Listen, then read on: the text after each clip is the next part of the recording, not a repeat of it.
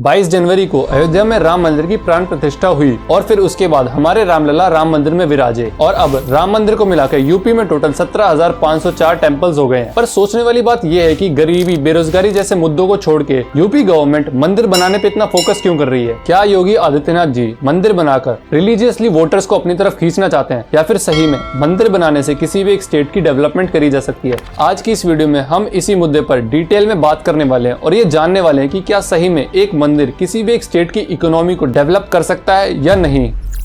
देखो, इस चीज को समझने से पहले आपको थोड़ी सी उत्तर प्रदेश की हिस्ट्री के बारे में जानना होगा। उत्तर प्रदेश इंडिया का सेकंड लार्जेस्ट इकोनॉमी स्टेट है, बट हमेशा से ऐसा नहीं था, बल्कि 2012 तक उत्तर प्रदेश को गरीबों में भी गरीब शहर कहा जाता था। इनफैक्ट उत्तर प्रदेश की जीडीपी को ही 12 लाख करोड़ पहुंचने में करीबन 70 साल का समय लग गया। और आपको ये जानकर हैरानी होगी कि जीरो स्टेट से हीरो स्टेट की जर्नी में उत्तर प्रदेश को ज्यादा टाइम नहीं लगा, सिर्फ 6 साल। जहां 2016-17 में उत्तर प्रदेश की जीडीपी 12 लाख करोड़ की थी, वहीं 2022-23 में उत्तर प्रदेश जो जीडीपी है वो 20 लाख करोड़ की हो गई है। और इतना सब कुछ उत्तर प्रदेश ने सिर्फ 6 सालों में गेन किया है। और इस जीडीपी को 12 लाख करोड़ से 20 लाख करोड़ पहुंचाने में मंदिर और योगी आदित्यनाथ जी की गवर्नमेंट ने एक इंपॉर्टेंट रोल प्ले किया है। मंदिरों की बात इस वीडियो में हम आगे करेंगे, पर पहले जानते हैं कि योगी आदित्यनाथ जी ने कैसे इस यूपी स्टेट को डेवलप किया है। दरअसल 2018 में योगी आदित्यनाथ जी ने ओडो पॉलिसी को लागू किया था। इस ओडो पॉलिसी के तहत उत्तर प्रदेश के छोटे छोटे शहरों में होने वाली कलाकारी को एक ग्लोबल इंपॉर्टेंस दिलवाना, जैसे कि अवध रीजन में होने वाली चिकनकरी एंड जरी वर्क को एक ग्लोबल इंपॉर्टेंस दिलवाना। उत्तर प्रदेश एक्सप्रेसवे नेटवर्क, जहां पिछले 70 सालों में उत्तर प्रदेश के पास सिर्फ एक एक्सप्रेसवे था,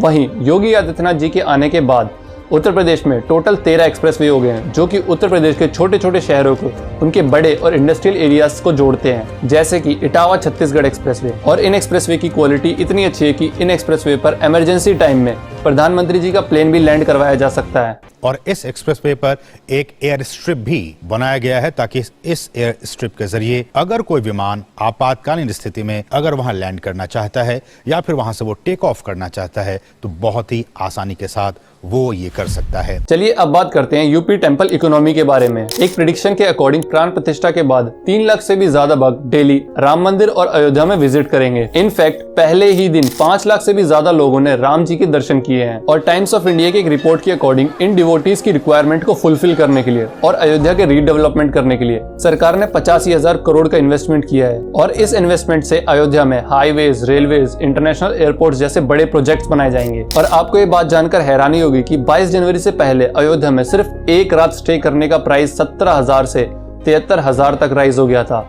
मतलब सिर्फ एक रात रुकने के लिए आपको 73,000 रुपए पे करने पड़ेंगे। और इसी रिक्वायरमेंट को फुलफिल करने के लिए ताज, रेडिसन, आईटीसी जैसे बड़े होटल्स ने अपने मेगा प्रोजेक्ट्स जैसे कि 100 से 120 रूम की कैपेसिटी वाले होटल्स अयोध्या में बनाए जा रहे हैं। इनफैक्ट सीआईटी के प्रेडिक्शन के अकॉर्डिंग राम मंदिर की वजह से अयोध्या में 1 लाख करोड़ का बिजनेस जनरेट होने वाला है। और एक मंदिर की डेवलपमेंट एक स्टेट की इकोनॉमी में मेजर कंट्रीब्यूट करती है, जिसका बेस्ट एग्जांपल है काशी विश्वनाथ कॉरिडोर। और इस बात को प्रधानमंत्री जी ने खुद कहा है कि कॉरिडोर बनने से पहले काशी विश्वनाथ आने वालों की संख्या 80 लाख, जो कि कॉरिडोर बनने के बाद 7 करोड़ पहुंच गई है, मतलब 8 गुना से भी ज्यादा। और टाइम्स ऑफ इंडिया के एक रिपोर्ट के अकॉर्डिंग काशी विश्वनाथ आने वाले भक्तों की संख्या इंडिया के टॉप टूरिस्ट प्लेस जैसे कि गोवा, वहां से 9 गुना ज्यादा है। और इसी वजह से यूपी की ग्रोथ में टेम्पल इकोनॉमी का भी एक बहुत बड़ा हाथ है। इसलिए योगी आदित्यनाथ जी का मेजर फोकस उत्तर प्रदेश में मंदिर बनाने पर है, क्योंकि मंदिर बनाने से वहां की इकोनॉमी और अल्टीमेटली स्टेट की इकोनॉमी भी ग्रो करती है। सो एक टेम्पल की डेवलपमेंट से वहां पर स्पिरिचुअल टूरिज्म इंक्रीज हो जाता है। और इसी वजह से यूपी गवर्नमेंट ने काफी सारे कॉरिडोर प्रोजेक्ट्स इंट्रोड्यूस करे हैं, जैसे कि मिर्जापुर विंध्यवासी कॉरिडोर,